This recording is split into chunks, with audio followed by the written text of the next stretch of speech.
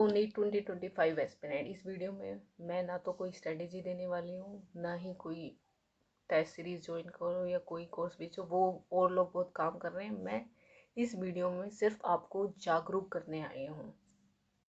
आपकी प्रिपरेशन में आप जिस भी लेवल पे हो, ये 2 मंथ्स नवंबर एंड दिसंबर बहुत मैटर करेंगे इम्प्रूव करने के लिए।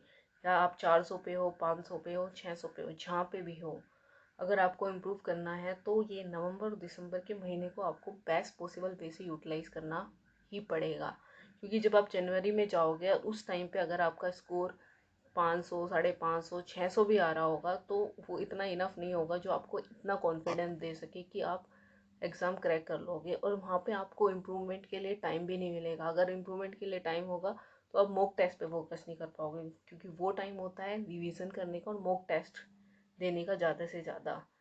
बट ये जो टाइम है, इस टाइम पे आप जो भी आपकी वीकनेस है उसको स्ट्रेंथ में बदल सकते हो, जिससे आप अपने आप को बहुत अच्छा इम्प्रूव कर सकते हो। So hi everyone, welcome back to my channel. My name is Shweta. I am a second year MBBS student of GRMC Gwalior. मैं आपको एक ऐसा तरीका बताने वाली हूँ जिससे आप जिस भी स्कोर पे हो वहाँ से 50 to 100 मार्क्स बढ़ा सकते हो 1 मंथ में। तो तरीका क्या है? देखो, सिंपल सा तरीका है। आपको आपसे बेटर कोई नहीं जानता, कोई टीचर नहीं जानता, मैं नहीं जानती। तो आप जानते हो आपकी वीकनेस क्या है, आपकी स्ट्रेंथ क्या है। तो आपको वही देखनी है, वही पहचाननी है। सबसे पहले उसको देखो, पहचानो। आपने अब तक जितने भी मॉक टेस्ट देखे उनको एनालाइज करके आपको पता चल जाएगा। क्वेश्चन सॉल्व करें, उनको देख के पता चल जाएगा। आपको करना क्या है, सिंपल सा है। आपका जितना भी कोर्स अब तक हो चुका है, जितने भी चैप्टर कंप्लीट हो चुके हैं, उन सबको आप 3 कॉलम में डिवाइड करोगे।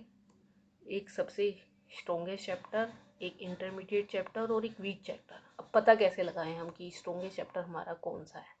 तो उसको पता लगाने का यही तरीका है कि आपने जितने भी मॉक टेस्ट दिए उनको ध्यान से देखो, और ये आपको खुद भी पता होगा कि ये चैप्टर है, अगर मैं इसको ना भी पढूं तो भी मुझे ये याद रहता है, मैं इसको नहीं भूलता।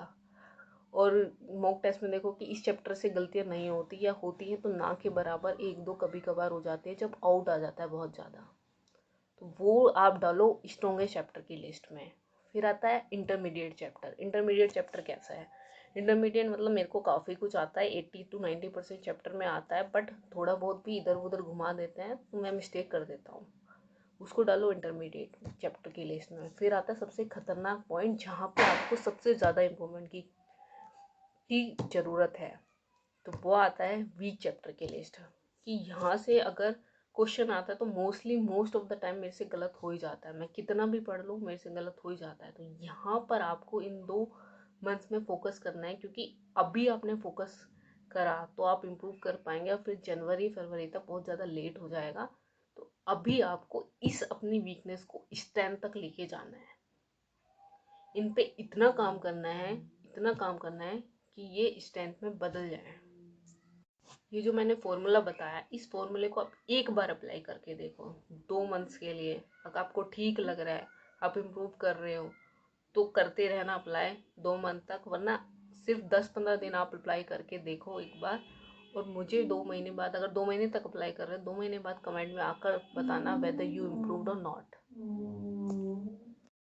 Most of the NEET aspirant यही गलती करते हैं, जो मैंने भी कहीं ना कहीं की थी, जो उनको भारी पड़ जाती है, कि वो अपनी वीकनेस पे काम ही नहीं करना चाहते। सोचते हैं एक दो चैप्टर ही उनको बुरे लगते हैं, तो वो उस पर फोकस ना करके अपना बस स्ट्रॉन्ग पॉइंट पढ़ते रहते हैं। बट आज के टाइम में नीट एग्ज़ाम ऐसा हो गया है कि आपको हर चीज़ स्ट्रॉन्ग बनानी ही पड़ेगी। आपका कोई पॉइंट वीक है तो आपका सिलेक्शन होने में दिक्कत आ सकती है। आपने अगर यहाँ तक वीडियो देखी है तो thank you very much, and apply ज़रूर कर लेना इस पॉइंट को।